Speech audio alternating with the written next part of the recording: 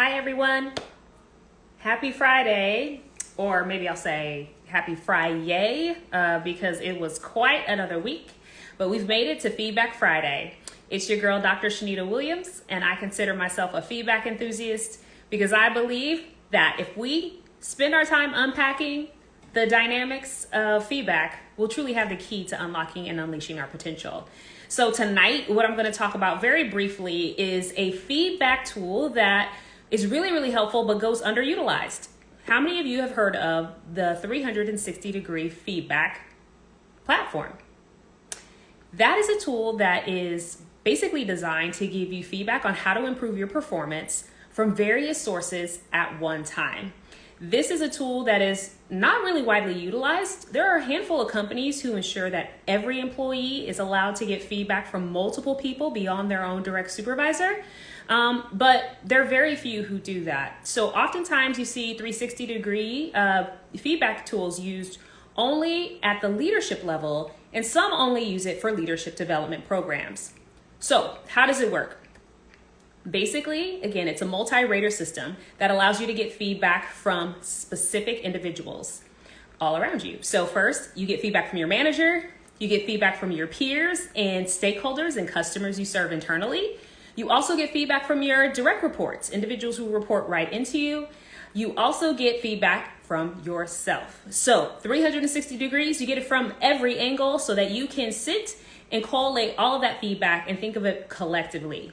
The good thing about a 360-degree tool is that it's really focused on behaviors as well as competencies, and everyone's rating you on the same things. So it really gives you a great platform to look at really how do I perceive myself, and then how do others perceive me based on the various kind of interactions we have based on our roles. Now, here's the thing. With the 360 tool, it has a lot of great insight, but oftentimes people feel a little nervous about it, quite honestly, because you're not just getting feedback from one person. You can have up to 20, maybe even 30 raters at one time, depending on the size of your team and the number of people you support. So some people go into these sessions really nervous because they feel like they have no idea what they're walking into. So here's a model I want to go over really quickly to kind of help you prepare if you find yourself in a situation where you are going to be receiving 360-degree feedback.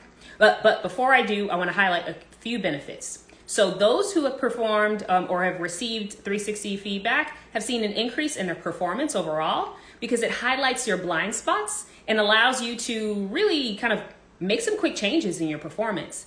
It also improves relationships because when people see that you're truly serious about moving forward with improvement by changing your behavior based on the feedback, it helps people really just foster that trust and authentic relationships as a result. In addition, it also increases your self-awareness. Again, we all have blind spots. I only know how I intend to show up, but I need the feedback from those around me so that I know how am I actually showing up in their mind. So lots of benefits from that. But here's the emotional experience that happens.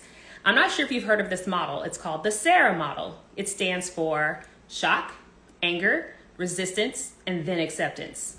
It's a model that's not necessarily linear, but it is an emotional response often used when experience change. And this model, I think, comes from the Kubler-Ross model that also describes the death and dying model, that we all go from shock to anger, resistance, and then acceptance. So let's talk a little bit about shock. So if you go into your 360-degree review, you might look at the feedback and be really surprised at what you hear. So that's the first phase, is shock. You know you're in the shock stage if you're asking, or if you're saying things like, this can't be my report, or is this even right? Are you sure this is about me? If you're saying those things to yourself, it's probably because you're in the shock phase where you're really just in denial that this is even reflective of who you are. The next phase then is the anger phase. And this phase is when you're saying things like, wait, who even wrote this? Who's the person who said this? Because they don't know me. So if you find yourself there, you know that you've advanced from being in shock, but now you're hyper-focused on the who. And the shock phase is a really, tough position to be in because you can't hear the feedback when you feel as though it's not reflective of who you are and that, really this may be somebody else's report. But it's also tough to be in the anger phase when you're really just focused on not the feedback, but who said it, which one of these individuals who completed the 360 is responsible for this statement.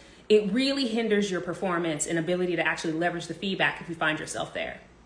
But the next phase is what we call resistance. This is when you say, okay, all right, I hear the feedback, but I don't want to change. This is just who I am. So you're technically resisting the feedback that is there, making a conscious choice to not move forward with it at all.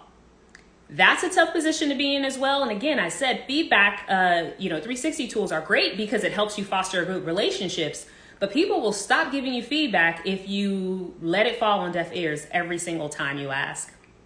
The last phase is the acceptance phase.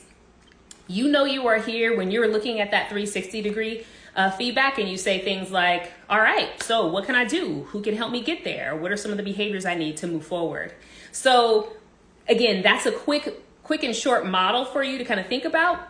And I think this model can apply to anything we have in our lives, but it is something that I want you to really think about because this is the time of the year that people are doing reviews, whether it's in your courses, whether it's in your classrooms, or if it's even from a, corporate standpoint. People are sending out 360-degree feedback this time of year to really help people, learn a little bit more about how they can improve going to the next fiscal year.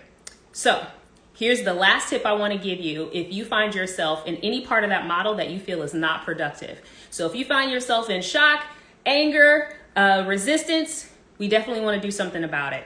Now, here's the thing. I've actually correlated this model to my feedback model.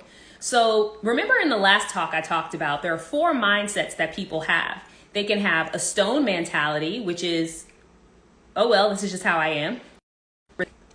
You may also find people who may have what I call a sponge mentality. These are the people who are in that anger phase, who are trying to figure out, well, who said this, and replaying things over and over.